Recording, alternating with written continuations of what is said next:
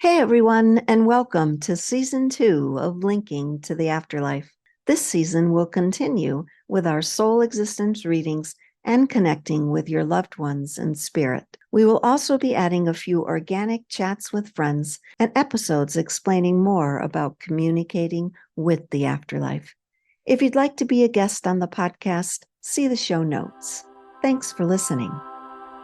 Today we're going to talk about numbers, sequential numbers. We're going to talk about coins, and we're going to talk about cars. That would be license plates, anything on a car, and how those things can send us signs from spirit, from our loved ones.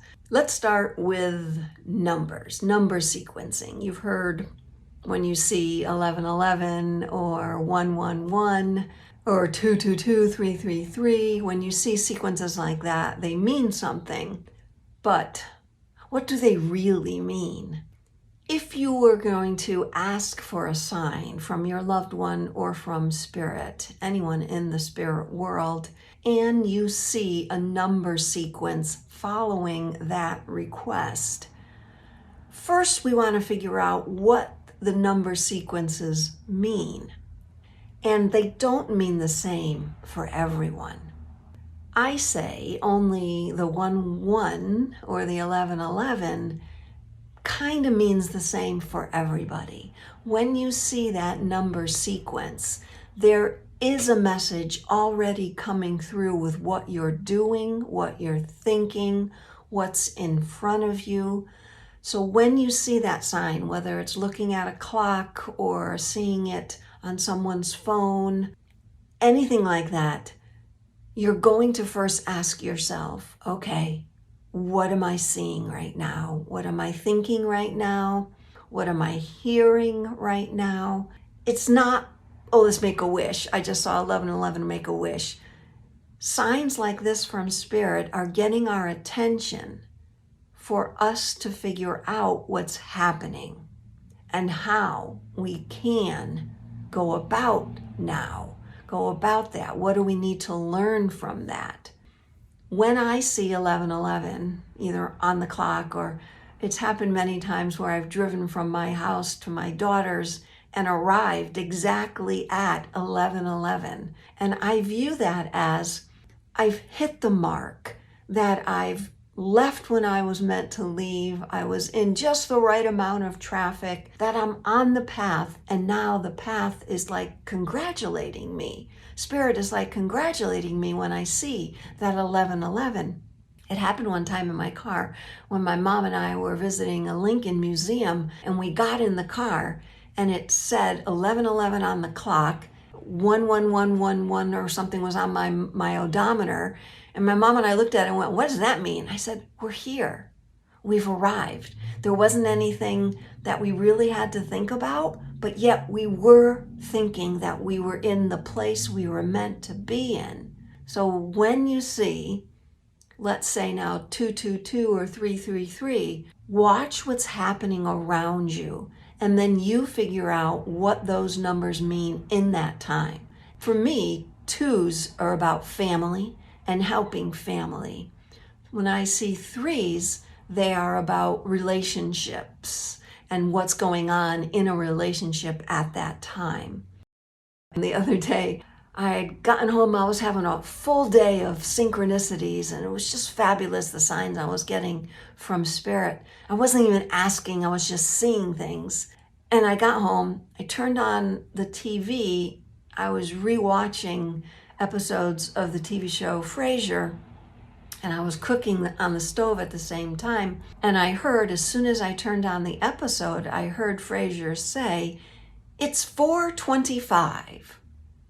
And I looked at the clock on the stove, and it was 4:25. And then I added up 4:25, and that equaled 11. 5 and 4 is 9, 9 and 2 is 11, and I thought, something's happening here, but I didn't fully get what was happening until I started journaling it about what was happening that day. And remember, I said in the dream video, always write down what your dream was, because that helps process things. So I'm writing in my journal that I'm listening to Fraser. And I said in my journal, Spirit, I get it, I'm listening. And if you've watched the show Frasier, his catchphrase is, I'm listening.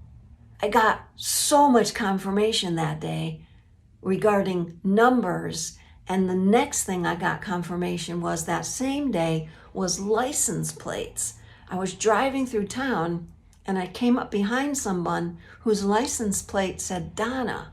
And I've lived in this town for a few years, and it's not a huge town, but I've never seen that license plate. So I knew in that moment there was something else coming. It was like Spirit, or my loved one, was telling me, Donna, listen to what's coming. And then I got home, and I got the 425 message from Fraser, and I'm listening. Again, we're going to go back to leave no room for doubt, to always be listening. Regardless of what you're doing, always be listening and seeing and sensing to what's going on around you. Earlier this month, on the 11th of November, which is 11/11, I was sitting around questioning the whole 11/11 portal thing, but I happened to do some spirit voice recordings that day, and this is what I caught from the world of spirit. They were confirming for me that 11 is important. You can hear 11, someone saying 11 above the other voices underneath. Good job, Spirit. So cars, let's go back to cars and license plates. My daughter, it was maybe about 3 days after her birthday and she was traveling. And my parents, her grandparents, have always sent signs on or around her birthday. And she was in Phoenix in an Uber and going to the venue where she was going for work. And in front of her was a license plate that said Anso, A-N-S-O.